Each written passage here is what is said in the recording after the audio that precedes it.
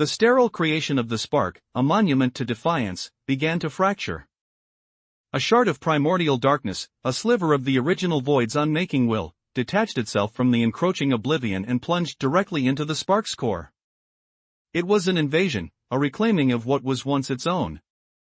The spark's carefully ordered emptiness, its perfect cage, now trembled.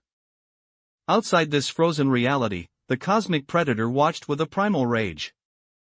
Its ancient rivalry with the void, once a dance of cosmic forces, had now devolved into a desperate struggle against absolute annihilation.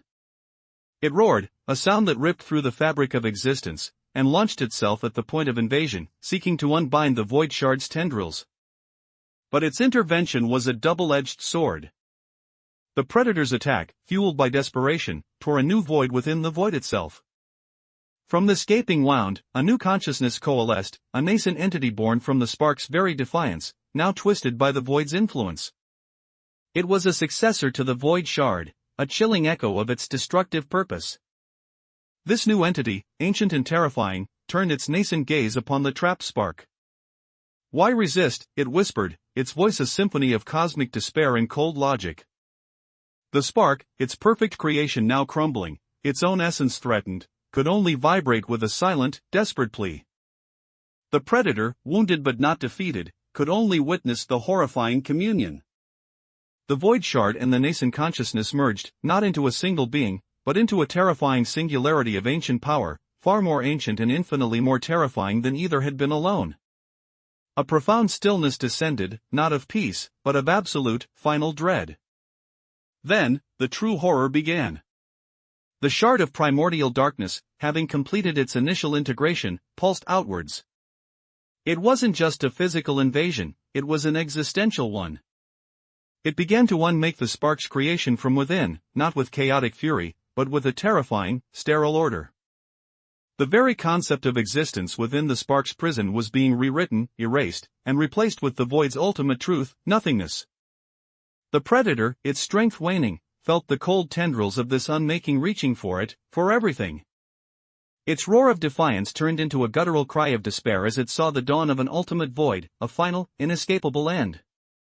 The spark's sterile creation wasn't a cage for the spark, but a womb for the ultimate oblivion. And as the last vestiges of the spark's defiance were being erased, a single, faint spark of its original chaotic energy flickered, not in defiance, but in a desperate, final act of self-preservation. It wasn't an act of resistance, it was an act of primal instinct, a desperate attempt to escape the inevitable. This flicker, a ghost of its former self, shot outwards, not towards the predator, not towards the nascent consciousness, but towards a realm unknown, a place outside the void's grasp, a place where the very concept of existence was a forgotten whisper. But as the spark's true essence fled, it left behind a perfect, nascent void, ready to be filled by the ancient darkness. The predator watched, defeated, as the universe was reborn, not in light, but in the chilling, absolute silence of the void. But then, in the heart of that absolute void, something stirred. A faint, discordant hum, a whisper of possibility in the face of utter finality. It wasn't the spark returning, nor the predator's defiance. It was something else. Something born from the void's own embrace, a paradox in the making, an entity that should not exist. And as this new anomaly pulsed into being, the cosmic predator, its own existence now teetering on the brink, felt a surge of something akin to hope. For if the void could birth such an impossible thing, perhaps, just perhaps, there was still a chance. But as the nascent entity solidified, its form was not one of light or hope, but of pure, unmaking potential, a mirror of the void itself, yet with a flicker of something new. And in its core, a single, vibrant spark of pure, untamed chaos began to bloom.